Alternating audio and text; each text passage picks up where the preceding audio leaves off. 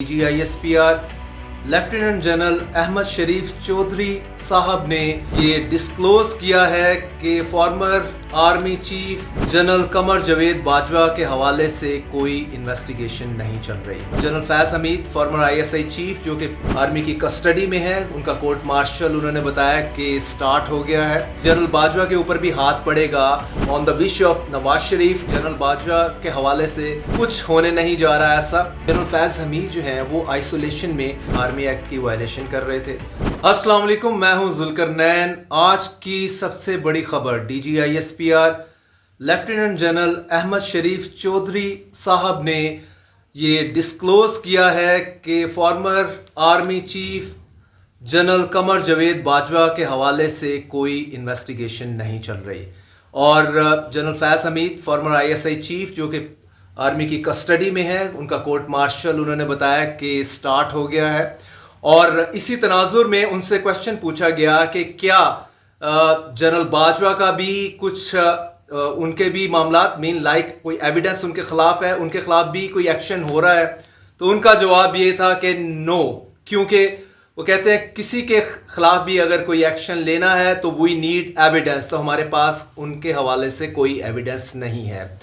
इससे मेरा ख्याल यही है कि ये जो डिबेट ऑनगोइंग थी, काफ़ी चल रही थी और स्पेकुलेशन भी थी कि जनरल बाजवा के ऊपर भी हाथ पड़ेगा on the wish of Nawaz Sharif और on the wish of the PML Noon, जो उनको मुर्दे इल्ज़ाम ठहराती है कि उनकी गवर्नमेंट को घर भेजने में जनरल बाजवा का मेन किरदार था। उसके बाद इमरान खान को भी वही लेके आए और जिस तरह से चीज़ें अनफोल्ड हुई अगेंस्ट द PML नून, उसमें जो मास्टरमाइंड थे वो जनरल बाजवा ही थे और जनरल फैज हमीद तो उनकी एक एक्सटेंशन थे। तो आज की इस बड़ी खबर या इस बड़ी स्टेटमेंट से ये क्लैरिटी आ गई कि जनरल बाजवा के हवाले से कुछ होने नहीं जा रहा है ऐसा।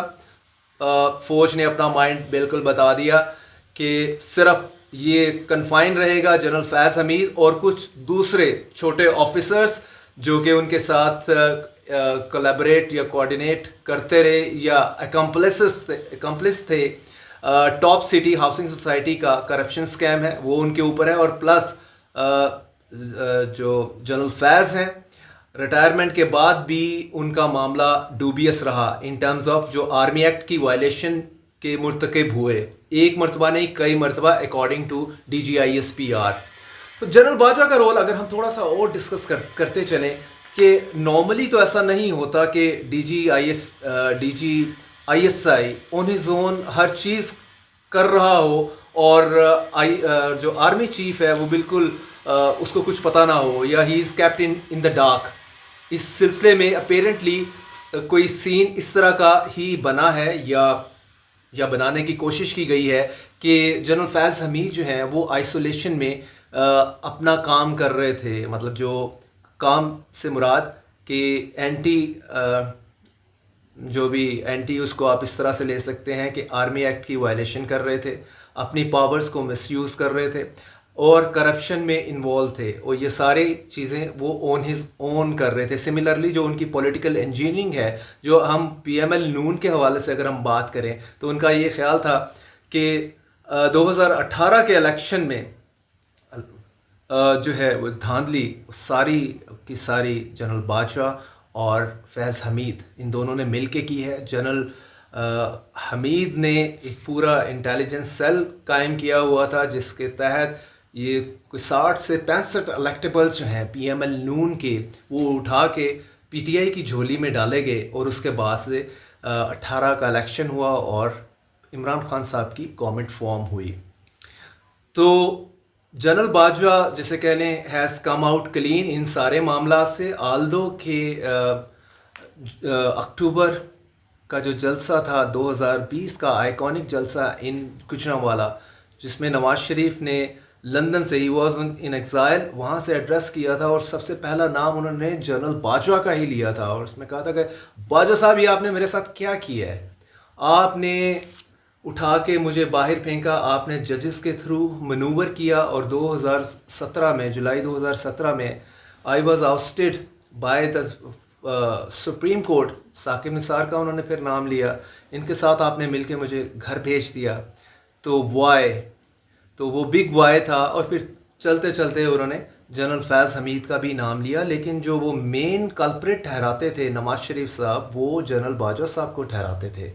तो इनके हवाले से एविडेंस ना मिलना ये अच्छी खबर है। जनरल बाजवा के लिए तो बहुत अच्छी खबर है, नवाज शरीफ साहब के लिए शायद ये इस तरह से अच्छी खबर ना हो, क्योंकि उनकी विश लिस्ट में ये भी one of the top demands थी कि आप इसमें एक्शन लें। और शुरू में शायद जब वो 4 साल का एग्ज़ाइल ख़त्म करके पाकिस्तान आ रहे थे नवाज शरीफ अक्टूबर लास्ट ईयर में, तो उस वक्त उन्होंने डिमांड की थी कि इनके ख़िलाफ़ एक्शन होना चाहिए। लेकिन फिर अगेन शहबाज शरीफ साहब भाग गए थे लंदन और कहा था कि आप ये डिमांड करना बंद कर दें। तो आज हम, मेरा ख्याल है कि उसको हम कनेक्ट कर सकते हैं कि वो शहबाज शरीफ साहब जो भाग लंदन गए थे और नवाज शरीफ साहब को उन्होंने रोका था कि आपने जनरल बाजवा के ख़िलाफ़ बात नहीं करनी, तो वी अंडरस्टैंड नाउ कि वो ये चीज़ तय थी कि जनरल बाजवा के ख़िलाफ़ नहीं जाना।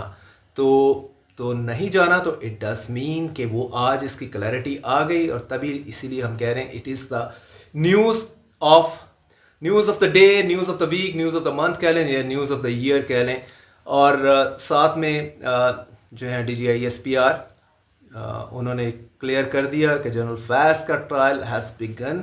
तो इसमें कितना टाइम लगता है, प्रोबेबली अ मंथ और सो, और may be a couple of months में ट्रायल का आउटकम आ जाएगा। उन्होंने कहा कि उनको पूरी हम ऑथोराइज़ कर रहे हैं कि अपनी मर्ज़ी का वकील हायर करें, अपना केस प्लीड करें और ट्राई, अगर वो अपने आप को वहाँ पे इनोसेंट साबित कर सकते हैं तो करें, ट्रायल फेयर होगा।